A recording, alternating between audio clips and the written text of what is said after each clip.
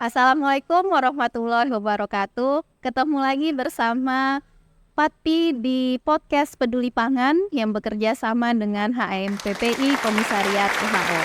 Kali ini ada 2 orang bapak-bapak ganteng. Boleh gak sih bilang bapak ganteng?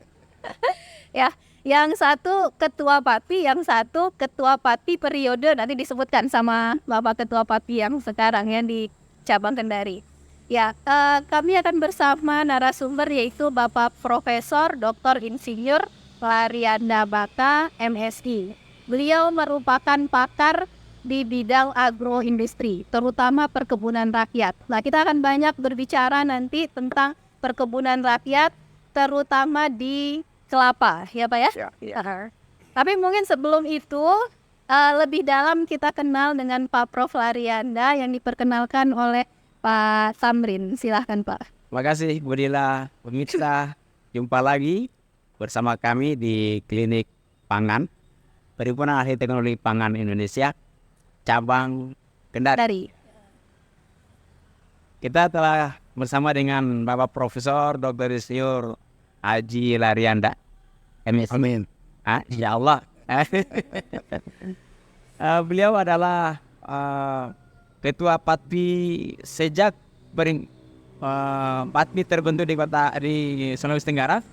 Beliau telah memimpin Perhimpunan Ahli Teknologi Pangan Indonesia. Ketua pertama ya? Ketua pertama dan cukup lama, 3 periode ya. Ya. Dan beliau juga adalah dosen senior di Universitas Halmahera dan selama di Universitas Halmahera telah berpengalaman menduduki beberapa jabatan penting di Universitas Halmahera, di antaranya sebagai Direktur Program Pasca Sarjana Universitas Halmahera. Kemudian beliau juga pernah menjadi Wakil Rektor 1 bidang akademik di Universitas Halmahera. Orang penting sekali nih yang pada kesempatan ini akan berbagi dengan teman-teman Sobat Pangan. Ya, kita berbicara perkebunan rakyat. Sebenarnya apa sih perkebunan rakyat itu, Pak? Apa ada perkebunan konglomerat kah, atau bagaimana? Iya, baik, makasih Bu Dila. Perkebunan rakyat itu sesungguhnya dalam terminologi akademik secara tidak dikenal ya, tapi yang ada itu perkebunan besar sama perkebunan kecil atau perkebunan sedangnya. Nah, tapi perkebunan rakyat itu dalam percakapan dan beberapa penulisan ini itu juga sudah dipopulerkan. Tetapi dalam arti sebenarnya perkebunan rakyat itu lebih pada persoalan kepemilikan, bahwa perkebunan rakyat itu lebih diperankan oleh masyarakat kecil, mulai dari penanaman, pengolahan budidaya, panen sampai pada penjualan produknya.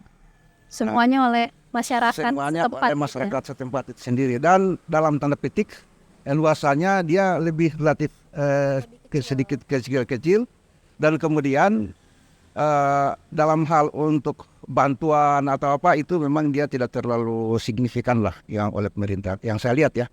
Rata-rata luasannya besar berapa? Kalau untuk kelapa rakyat ini hasil penelitian saya untuk di Kabupaten Muna ya, di Muna Barat. Nah itu rata-rata kalau kepemilikan tanahnya itu ada yang 1 hektar dan 2 hektar, tapi kebanyakan di bawah 1 hektar. Nah tetapi anehnya yang 1 hektar itu kalau kita saksikan di lapangan itu ternyata jumlah pohonnya itu kadang-kadang tidak sampai 50 ya, karena dia menanam hanya untuk pertanda bahwa ini kebun dia Pak. Bukan berarti untuk sebagai sesuatu yang untuk profesional untuk menjamin hidupnya dari situ. Berarti tidak ada dalam per hektar itu jumlah. Misalnya kita biasanya kali jumlah jarak kali panjang kali. Iya, jarak tanamnya itu tidak. Iya, karena dulu itu lebih pada untuk penanda bahwa ini batas-batas kebunnya. Nah, kemudian di sekitar rumahnya, bukan diatur secara jarak tanam untuk orientasi pada industri atau bisnis, tidak seperti itu. Tanaman juga tidak monokultur gitu. Ya, maksudnya tidak khusus kelapa. Oh, jarang itu yang namanya monokultur. Iya, kebanyakan dia multiple crop. Tapi sebenarnya potensi bisnisnya bagaimana Pak? Maksudnya dengan luas wilayah yang kecil itu sebenarnya bisa besar? Sebenarnya potensi yang sangat luar biasa kelapa itu sangat besar dan sangat menjamin. Menurut hitungan-hitungan saya, kebetulan riset tentang kelapa ini sudah beberapa tahun saya lakukan ya. Hanya saya sangat disayangkan perhatian masyarakat termasuk pemerintah itu tidak terlalu signifikan untuk bahkan sekarang ini itu ada kecenderungan untuk peralihan dan data statistik menunjukkan seperti itu bahwa kelapa sawit itu secara perlahan-lahan menggeser kelapa rakyat. Menggeser kelapa rakyat. Dan itu sudah beberapa kabupaten yang ada di Sulawesi Tenggara yang terutama di bagian Kolaka Utara, Konawe Selatan, Konawe, bahkan sampai di Kabupaten Muna Barat. Ya. Maksudnya menggeser fungsinya atau wilayah penanamannya, Prof? Wilayah penanaman termasuk. Wilayah penanaman, dan itu masyarakat sudah ada juga yang menanam di beberapa daerah, Pak. Untuk kelapa sawit. Nah, kelapa sawit ini juga sebenarnya kan itu dia lebih banyak dimotori oleh pemodal besar ya, kelapa sawit. Tidak seperti halnya kelapa rakyat, kelapa yang kita maksud kelapa dalam yang dikelola oleh rakyat sendiri.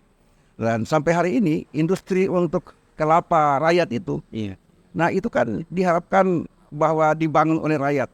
Dan dikelola oleh rakyat, tapi kan sampai hari ini belum terbukti.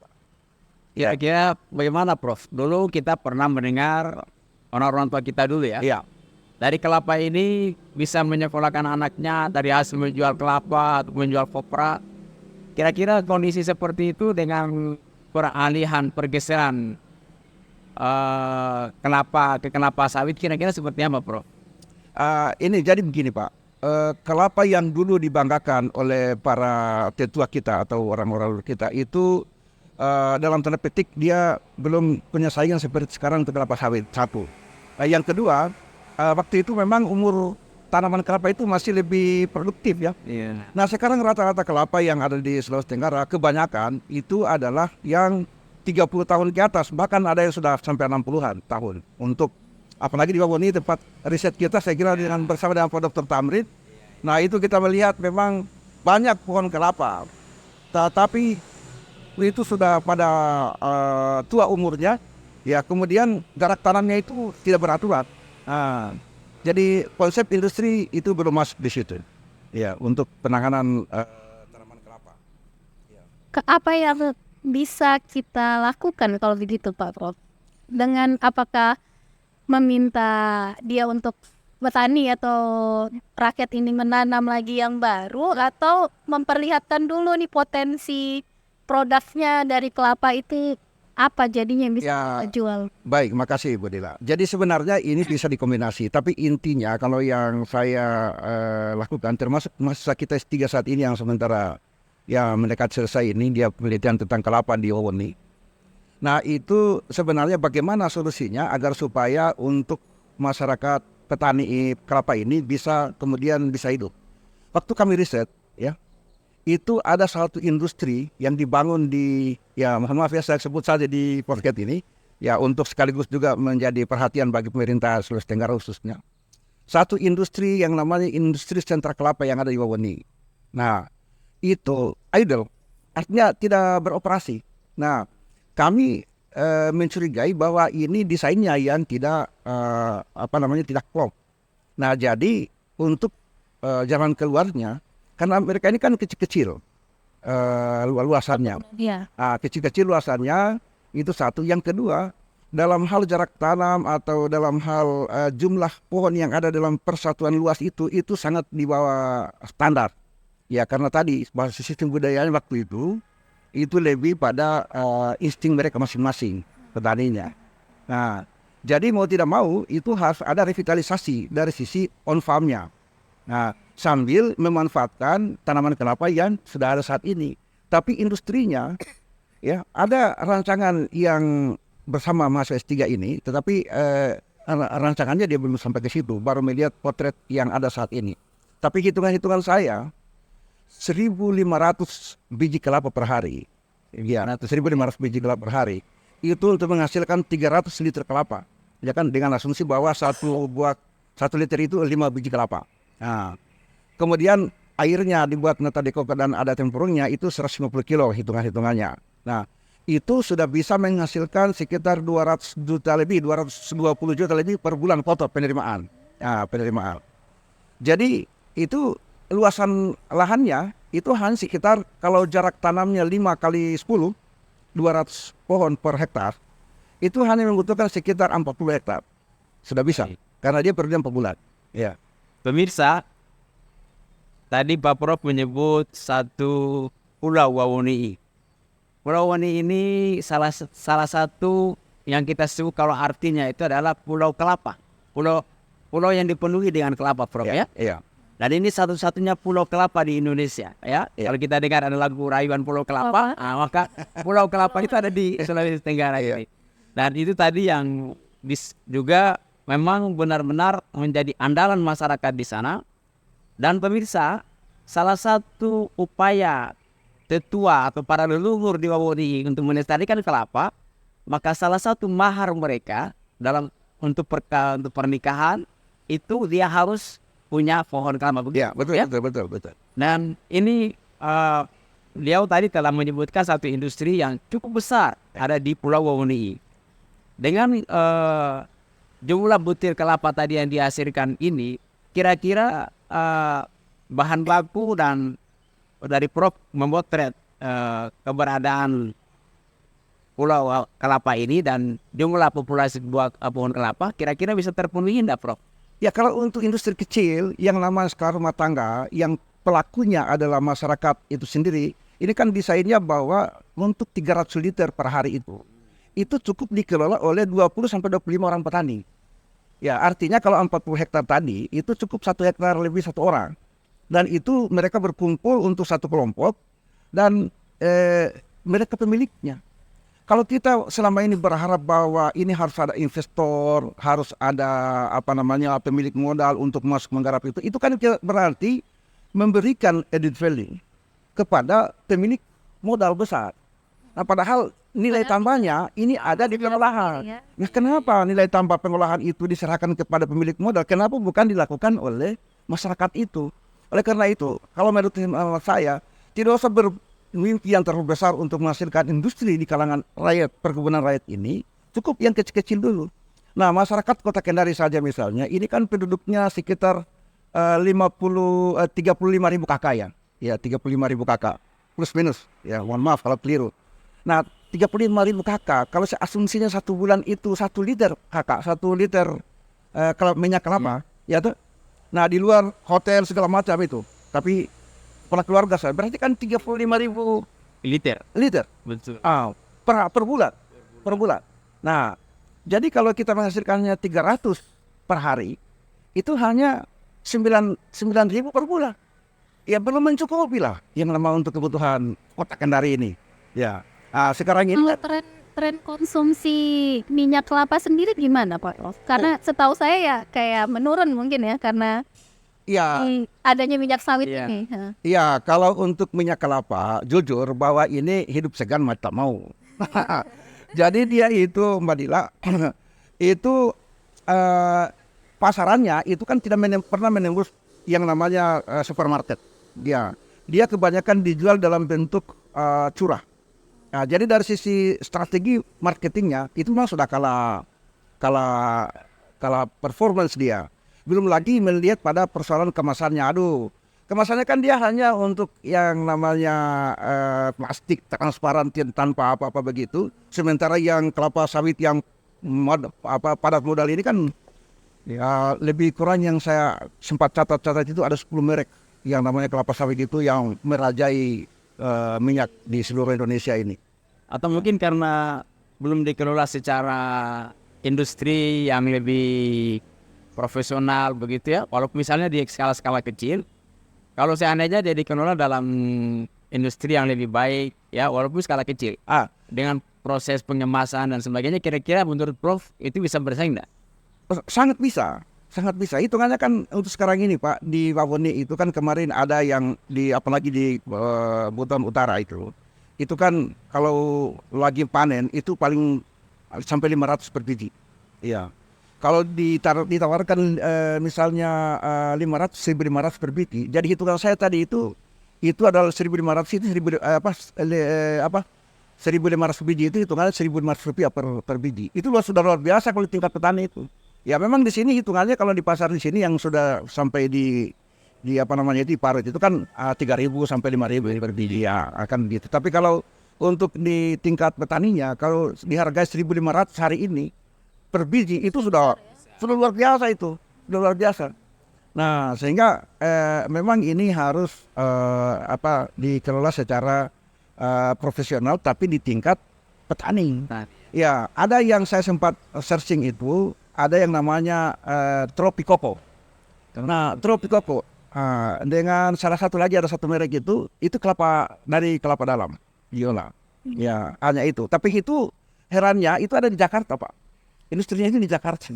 Tapi ininya dari Wawoni bukan? Bukan, artinya dari memang Indonesia. dari ini, Indonesia. Artinya mereka itu pemain profesional. Saya tidak tahu pemiliknya siapa. Tapi saya dalam rancangan sejak S3, ya kebetulan juga saya punya promotor itu selalu berpihak bagaimana kita menghidupkan namanya ekonomi rakyat.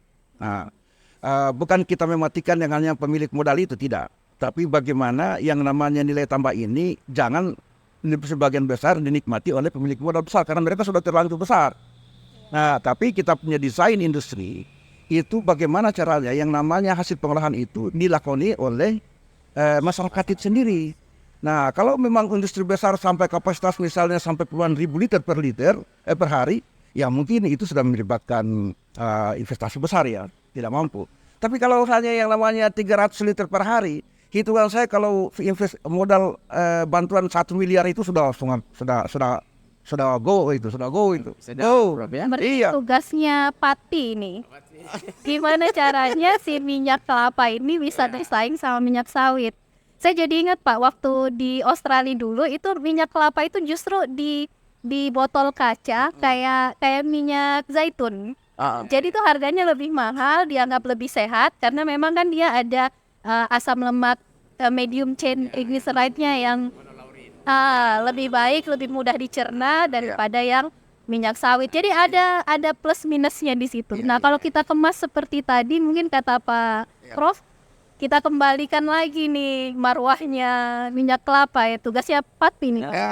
Ini memang tantangan ya. Dan Sulawesi Tenggara ini untuk kelapa ini Prof termasuk komoditi unggulan ketiga ya.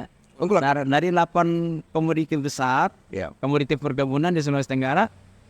Yang pertama itu kakao ya, Prof. Yang kedua jagung mete, yang ketiga kelapa. Ya, kelapa. Dan ini sebarannya cukup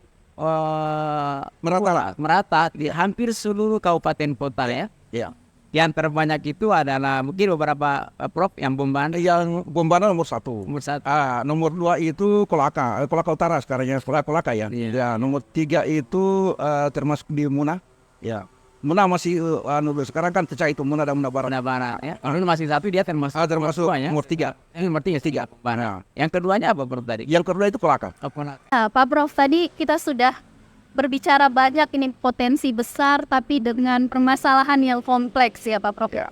Ini kalau seandainya ada para masyarakat atau rakyat yang memiliki perkebunan kelapa, sebenarnya apa yang bisa mereka lakukan teknisnya atau praktisnya ini Pak, supaya bisa hidup kembali ini? Ya, mereka bisa berhimpun ya. Mungkin supaya bisa membuat industri kah atau apa kira-kira begitu. Ya. Baik, makasih Bu Dila, Pak Tamrin. Jadi ini terpulang pada memang desain kelembagaannya sebenarnya. Jadi kita tahu karakteristik yang namanya perkebunan rakyat dalam arti luas, mau kakao, mau jambu mente, dan hari ini kita bicara misalnya mengenai kelapa. Nah itu kan memang karakteristiknya dia kecil-kecil luasannya. Jadi kalau untuk mengharapkan untuk sampai pada industri, desainnya itu memang sekarang kalau mau diberdayakan petani rakyat ini, kelapa rakyat ini, desainnya itu kemudian harus menyatu antara on farmnya dengan pengolahan sampai pada titik tertentu. Katakan minyak kelapa yang sudah dari dulu masyarakat itu sangat familiar untuk mengolah minyak kelapa. Kenapa tiba-tiba harus mendatangkan investor? Itu sudahlah mereka, tapi gimana caranya sekarang? Dia kan sedikit-sedikit dia punya produksi. Tidak ada jalan lain untuk yang harus ditempuh adalah menghimpun diri, ya, menyatu yang tadi saya menyebutkan bahwa kelompok 20 sampai 25 orang dengan luasan mereka untuk sampai 50 hektar dengan jarak tanam 5 kali 10 meter 200 pon per hektar itu sudah bisa menjamin continue untuk selama 300 liter per hari. Karena dia ini kan setiap 4 bulan itu panen sebenarnya. Itu berarti itu pengembangan minyak goreng ya, minyak goreng ya. Minyak goreng. Jadi ini setiap 4 bulan itu panen, tiap bulan 4 bulan. Kalau dia muncul hari ini dia punya malai, itu 4 bulan ke depan dia sudah panen.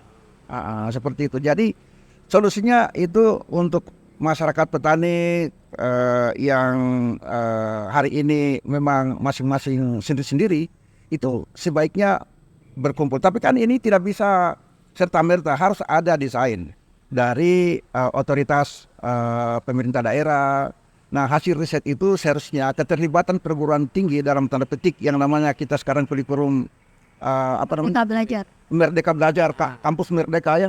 Nah, itu memang sudah harus turun yang namanya kita ini untuk mendampingi mereka supaya kontinuitas produksi mereka dan kelembagaannya itu bisa tertata rapi. Pengalaman saya mendampingi bersama juga Pak Dr. Tamrin ini ya, Tekda dulu. Begitu kita lepas itu bubar itu. Jadi harus ada pendampingan sampai istilahnya kalau ibarat bayi itu dia bisa sudah jalan sendiri baru lepas. Kalau dia baru bisa untuk disuap-suap kemudian kita lepas, ya sudah mati lagi. Ya tidak bisa. Karena tadi itu Prof, baiknya berapa kira-kira dalam satu kelompok masyarakat tadi yang berkumpul itu biar untuk bisa membuat satu industri yang bisa sustainable, kira-kira berapa orang yang ideal? Ya, jadi kalau asumsinya hari ini untuk jarak tanam yang masih jarang-jarang itu kira-kira 50 orang. 50 orang. Tapi kalau sudah intensif dengan jarak tanam yang mereka misalnya ada revitalisasi, jarak tanamnya itu 5 kali 10. Ya, di antara 10 meter itu bisa ditanami oleh tanaman-tanaman selah. Apakah dia ditanam pala, ditanami kakao, apapun ada di situ atau ya, sejenisnya. Nah, ini bisa cukup sampai 25 orang. Ya, 25 orang. Nah, 25 orang. Yang penting 200, yang targetnya itu sebenarnya 200 pohon per hektar katanya. 200 pohon per hektar kalau untuk yang mau divertitas. Hari ini tidak ada, Pak. Belum ada. Kan rata-rata masyarakat menanam itu ya 8 kali 8, 8 kali 10. Jarang itu 5 kali 10. Iya, ada. Jadi arealnya luas, tapi populasinya tidak signifikan seperti yang kita gambarkan per hektar itu. Betul. Oke, jadi Bapak Ibu yang punya kebun kelapa jangan sendiri-sendiri gitu ya, harus berkelompok. Berkelompok kita jadi lebih kuat gitu ya. Nah, terus Pak, kalau tadi tuh kelapa jadi minyak kelapa, tapi kan sebenarnya bisa juga jadi produk yang lain ya. Ya. Jadi kalau di desain yang industri berkelompok ini, apakah juga sebaiknya mereka mengolah yang selain jadi minyak? Ya. Terus kalau iya, jadi apa gitu? Ya. Termasuk limbahnya Pak Prof ya, Ya. airnya, tempurungnya, begitu ya. Ya, oleh karena itu memang ini saya lihat, mohon maaf ini dari teman-teman pemerintah daerah khususnya, desain untuk pengembangan industri skala kecil di tingkat masyarakat, termasuk yang di kelapa ini, itu mestinya ya memang dia menyatu dalam arti satu kelompok itu ya ini katakan kelapa tadi saya bicara 220 juta per bulan tadi, itu include di dalamnya minyak kelapa yang 300 liter kan harganya hari ini sekitar 17.000 ya per liter per liter. Minyak sawit untuk minyak kelapa. Untuk minyak kelapa sama minyak sawit kan kita samakan. Kadang-kadang di pasar itu lebih mahal minyak kelapa Pak. benar. Kadang-kadang, tapi tidak apa-apa disamakan saja dalam hitungan underestimate ya. Jadi sudah menyatu. Jadi kalau misalnya berkelompok 25 orang, tenaga kerja 25 orang itu sangat memadai untuk mengerjakan kebunnya. Ya, kan kebun itu perawatannya ya perawatan ringan sebenarnya Pak untuk kelapa. Nah, dia lebih banyak longgar waktu. Nah, kelonggar waktunya ini kalau dia terjun ke industrinya, dia bisa untuk membuat arang tempurung kelapa. Ya, jangan dikasih lagi ke pihak lain yang setiap hari memproduksi yang namanya 1.500 kelapa. Kan tempurungnya banyak. Nah, tempurungnya ini, nah itu bisa diolah untuk menjadi arang tempurung. Harganya hari ini sekitar 6.000 7.000 per kilo. Mahal ya? Ya mahal. Ya, mahal. Dalam Kalau diolah lebih lanjut menjadi arang aktif, ini kan lebih mahal lagi. Iya. Lebih mahal lagi. Untuk filter ini ya. Nah, Berarti tadi 25 orang tadi bisa dibagi-bagi Prof ya. Mungkin sistemnya supaya lebih efektif. Yang mengerjakan minyak goreng, betul. kemudian mengerjakan tuh arangnya, Ya. seperti itu ya Pak. Ada job description lah nanti dalam itu you mengerjakan apa ini. Jadi kan ada yang untuk bahan baku untuk minyak, ada yang untuk yang bagian 1.000 mars ini tidak sedikit Pak untuk pengupasan tempurung ini. Iya. Asumsinya bahwa kita itu untuk pengupasan sabutnya itu diserahkan ke petaninya atau ya masyarakat umum lah. Tapi kita menerima kelapa itu dalam bentuk yang sudah dikupas. Nah sehingga deteksi untuk bahwa ini kelapa rusak atau kelapa masih bagus itu bisa kelihatan ya kalau sudah dikupas. Tapi kalau kita beli dalam bentuk yang masih ada sabutnya, wah ini kadang-kadang kita itu melihat ini kulit luarnya bagus padahal di sini sudah tidak bagus. Nah itu kan. Nah jadi itu dengan 25 orang itu untuk karyawan yang itu sudah lumayan Pak, sudah bagus. Nah apakah dia sendiri petaninya atau anaknya yang hari ini disekolahkan di ilmu teknologi pangan untuk menjadi pelaku industrinya. Iya, jadi jangan lagi kita punya alumnus yang menjadi untuk mencari-cari PNS segala macam terjun di bisnis yang seperti itu. Ya, makanya waktu saya mengajar perencanaan industri pangan itu, ya saya motivasi mereka dengan cara-cara seperti itu. Maka dengan kelapa orang bisa mengalahkan gaji profesor. Betul. Pemirsa, Itu 120 juta kan Iya. benar. Per bulan. per bulan. Nah, Biasa pemirsa. jadi kalau dibagi dengan 20 orang itu 10 juta lebih. Iya, 10 juta lebih. Nggak usah jadi PNS. per bulan ya. Iya, itu penerimaan ya. Iya, Penerimaan artinya ada ongkos produksi segala macam. Iya. Tapi kan kalau profesor itu penerimaan kotor juga, belum dihitung biaya bola balinya. Betul sekali. Pemirsa, perbincangan kita di sore ini adalah perbincangan yang luar biasa dan sangat memberi inspirasi. Dan kita telah mendengarkan tadi perspektif pengembangan komoditi kelapa sampai ke tingkat industrinya menghasilkan berbagai macam produk. Oleh karena itu Prof, kami ingin mendengarkan dari Prof closing statement untuk perbincangan kita di hari ini, khususnya kepada petani kelapa, para generasi milenial, anak-anak muda kita yang punya jiwa besar untuk mengembangkan industri. Silakan. Baik, makasih Pak Dr. Tamrin.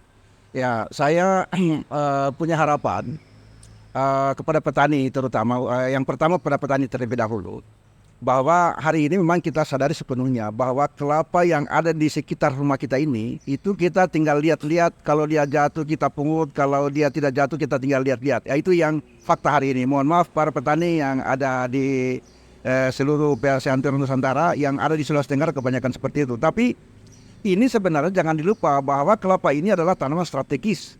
Strategisnya kenapa? Dia tidak mengenal musim. Musim panas, musim kemarau dia tetap berbuah. Itu satu. Yang kedua, dalam musim paceklik dan perang itu adalah buah kelapa itu yang menjadi pertahanan selain sagu untuk ini. Jadi komoditi strategis itu. Waktu perang zaman dulu itu kelapa-kelapa di hutan-hutan segala macam, termasuk sagu di hutan-hutan itu adalah menjadi pertahanan ketika pihak musuh menahan yang namanya logistik. Nah, jadi tinggal buah-buah, pohon-pohon apa segala macam termasuk kelapa, karena kelapa ini ada airnya sekaligus ada mineral yang cukup bagus. Nah, oleh karena itu jangan patah semangat meskipun hari ini itu konotasinya lebih mau beralih ke kelapa sawit. Saya tidak membahas kelapa sawit pada kesempatan hari ini, mungkin pada sesi yang lain. Ya, tapi intinya itu kelapa jangan kemudian kita tinggalkan. Itu adalah satu komoditas yang strategis. Nah, memang tidak mudah untuk mengumpulkan Bapak Ibu petani di tingkat desa untuk berkumpul 25 orang itu hal yang tidak mudah. Sangat sulit. Dan itulah perlunya ada entry point, ada trigger dari pemerintah plus akademisi. Ya, supaya yang namanya kelompok ini itu menjadi sesuatu yang hidup dan berkelanjutan. Nah, kalau hidup sementara hanya sekedar untuk menggugurkan proyek, ya sudah kita berhenti saja. Jangan. Itu karena itulah pola-pola yang dulu dan sampai hari ini itu masih tergambar seperti itu, mohon maaf. Jadi harus continue, ya sungguh-sungguh dan berkelanjutan. Itu, jadi fokus, sungguh-sungguh dan berkelanjutan. Ini kata kunci untuk kelompok petani. Tapi untuk mau diserahkan mereka yang bentuk, mereka yang buat, bagaimana mengelolanya, itu tidak bisa. Harus ada keterlibatan kita dari pihak akademisi plus pemerintah, ya. Kalau soal dananya, kalau sudah ada kesembuhan itu, biasanya bank itu datang sendiri untuk menawarkan, biasanya. Nah, jadi termasuk bagi anak muda, generasi milenial, termasuk mahasiswa saya yang di kelas itu, saya memang memotivasi supaya PNS itu adalah pilihan yang untuk nomor sekian, jangan menjadi utama. Nah, karena apa? Komoditas pertanian yang ada di hadapan kita ini sangat menjanjikan. Boleh kata seluruhnya, tanggal kita melihat peluangnya. Hari ini yang namanya minyak kelapa itu, apakah itu tidak laku? Kenapa karena minyak kelapa dikatakan tidak laku, sementara minyak sawit itu diperebutkan? Nah, ini kan hanya teori marketing untuk saling membunuh dengan yang lain. Dan kita dijejali dengan minyak kelapa sawit yang 10 merek tadi dengan yang performa hari ini. Nah, oleh karena itu harus yang namanya generasi muda ini tampil sebagai pionir ya untuk menerobos ini. Hitung saja kelayakannya, apakah memang ini tidak layak atau layak. Nah, kalau harga 1.500 dengan 5 biji kelapa per liter, ini bisa berarti kan kita hanya 5 kali 1.500 itu kan hanya 7.500. 7.500 kos untuk beli yang namanya bahan bakunya. Nah, harganya itu hari ini adalah 17.000. Ya masih ada save yang sekitar 9.000 lebih untuk yang lain-lain per biji per liter. Ya. Jadi kalau mau naik sampai 2.000 kelapa per biji masih bisa. Ya, untuk mensejahterakan petani. Tapi kan ini desain kita bahwa petani itu adalah mitra kita. Ya, anak-anak yang hari ini mahasiswa kebanyakan juga dari kampung-kampung, dari termasuk dari Wawenni. Nah, itu saya trigger seperti itu. Mahasiswa kita yang kemarin itu mau terjun di bidang itu, ya sebenarnya itu yang perlu kita motivasi supaya kelapa yang teknologi Pak Tamrin, bagaimana supaya yang namanya kelapa itu diolah supaya kemudian bisa awet jangka lama. Nah, problemnya mereka ini kan sebenarnya dari sisi teknologi untuk bagaimana minyak itu supaya tetap awet dalam jangka yang panjang. Saya kira dua kiri kanan saya ini hari ini itu adalah pakar-pakar di bidang itu. Jangan ragu petani. Ini adalah Ibu Dr. Faradila, ini S3 dari Australia. Ini sudah mau calon profesor dekan waktu dekada. Itu ahlinya untuk bagaimana mengawetkan yang namanya minyak kelapa itu supaya dia bisa bertahan lama. Jangan ragu petani. Itu kita sudah punya ahli-ahli makanya perhimpunan ahli teknologi pangan ini itu berkecimpungnya orang-orang yang bagaimana supaya yang namanya olahan lahan petani itu bisa bersaing di pasaran. Ya, luar biasa sekali closing statement dari Pak Prof, sangat menginspirasi. Terima kasih banyak Pak Prof. Ada tadi kata kunci yang mungkin bisa jadi mantra kita minggu ini atau bulan ini ya. Fokus, sungguh-sungguh, berkelanjutan. Itu kayak bisa diaplikasikan di semua hal ya. Dan mahasiswa luar biasa. Dan mahasiswa-mahasiswa teknologi pangan dan generasi milenial lainnya juga sangat diharapkan bisa menjadi pionir ya, yang bisa menggerakkan dan menghidupkan kembali potensi-potensi yang ada di Indonesia dan di daerah kita, terutama di Sulawesi Tenggara. Kita hidupkan kembali kelapa. Mungkin hari ini setelah ini kita minum air kelapa ya Pak. Air kelapa dan masak bisa menggunakan minyak goreng kelapa. Iya, minyak goreng dari kelapa. Dan pemirsa, nantikan sering berikutnya kita akan berbincang dengan bagaimana meningkatkan daya simpan dari minyak kelapa yang hari ini diproduksi secara tradisional sehingga punya masa simpan yang lebih lama, dan dengan demikian maka distribusi atau jangkauan pasarnya bisa lebih luas. Dan jangan lagi kekurangan minyak kelapa di Pulau Kelapa. Betul. Jangan sampai terjadi kelangkaan Minyak kelapa di Pulau Kelapa. Ya, terima kasih banyak. Assalamualaikum warahmatullahi wabarakatuh. Waalaikumsalam warahmatullahi wabarakatuh.